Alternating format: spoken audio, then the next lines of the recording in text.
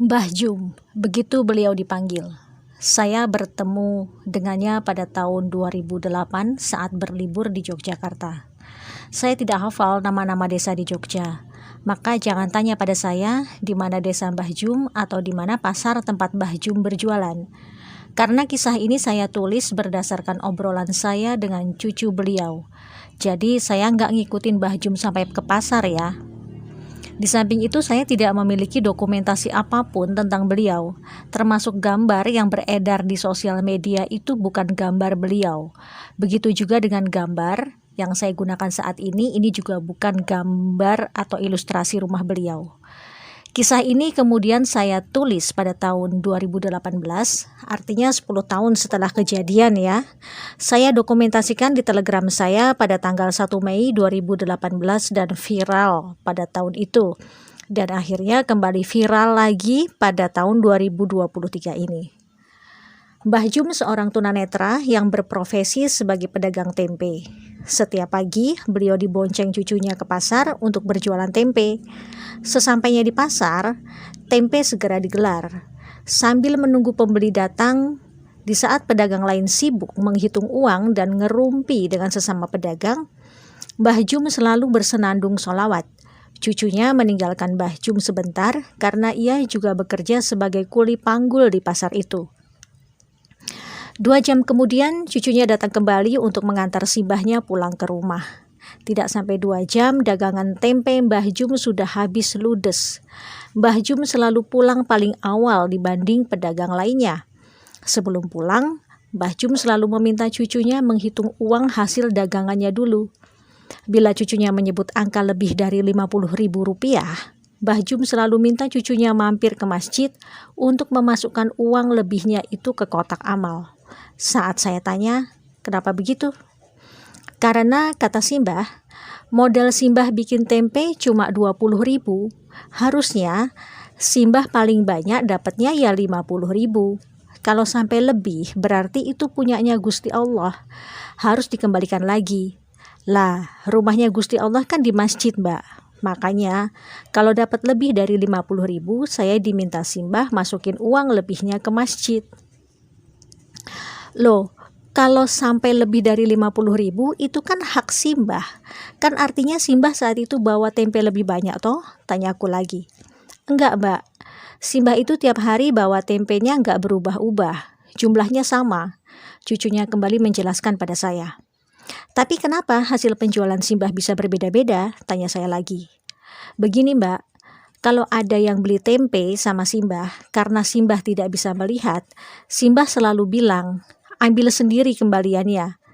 Tapi mereka para pembeli itu selalu bilang, uangnya pas kok Mbah, nggak ada kembalian.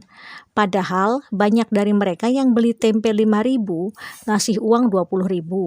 Ada yang beli tempe 10.000, ngasih uang 50.000. Dan mereka semua selalu bilang uangnya pas, nggak ada kembalian. Pernah suatu hari, Simbah dapat uang 350.000. Ya, 300.000-nya saya taruh di kotak amal masjid. Begitu penjelasan sang cucu. Saya melongo terdiam mendengar penjelasan itu.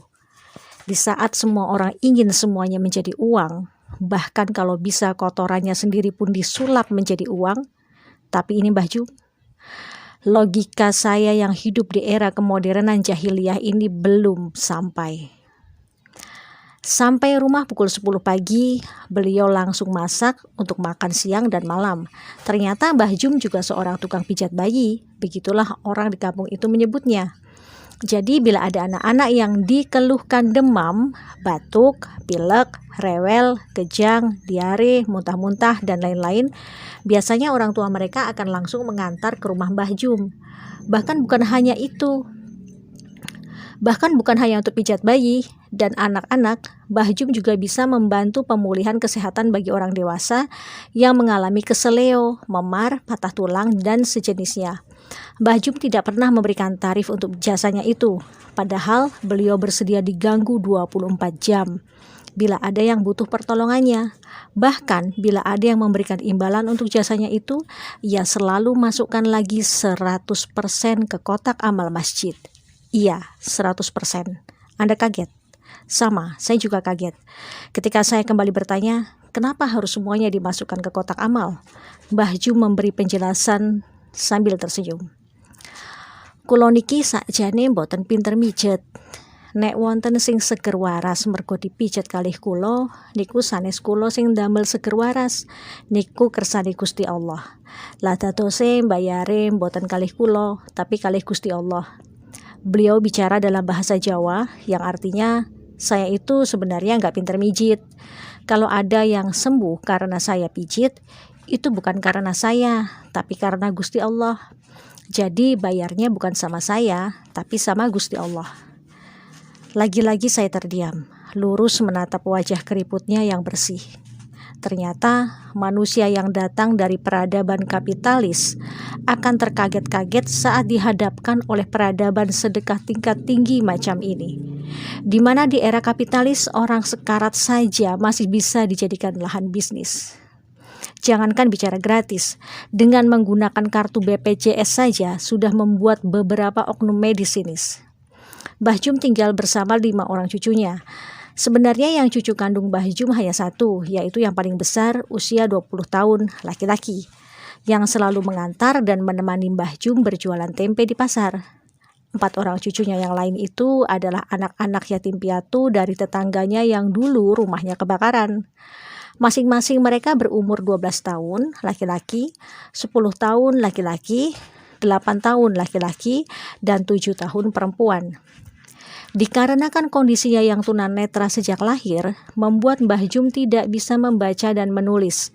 Namun ternyata ia hafal 30 juz Quran. Masya Allah. Cucunya yang paling besar ternyata guru mengaji untuk anak-anak di kampung mereka. Keempat orang cucu-cucu angkatnya ternyata semuanya sudah khatam Quran. Bahkan 2 di antaranya sudah ada yang hafal 6 juz dan 2 juz. Kulo niki tiang kampung, boten saged ningali nopo-nopo ket bayi. Alhamdulillah kersani Gusti Allah, kulo diparingi berkah, saged hafal Quran. Gusti Allah niku benar-benar adil kalih kulo. Beliau bicara dalam bahasa Jawa yang artinya, saya ini orang kampung, tidak bisa melihat apapun dari bayi. Alhamdulillah kehendak Gusti Allah, saya diberi keberkahan, bisa hafal Quran. Gusti Allah itu benar-benar adil sama saya. Itu kata-kata terakhir Mbah Jum sebelum saya pamit pulang. Saya peluk erat dia, saya amati wajahnya. Saya rasa saat ini bidadari surga iri melihat Mbah Jum, karena kelak para bidadari itu akan menjadi pelayan bagi Mbah Jum insya Allah. Matur nuwun Mbah Jum atas pelajaran sedekah tingkat tinggi pada tahun 2008 yang sudah Simbah ajarkan pada saya di pelosok desa Yogyakarta. Saya Irena Rajiman. Wassalamualaikum warahmatullahi wabarakatuh.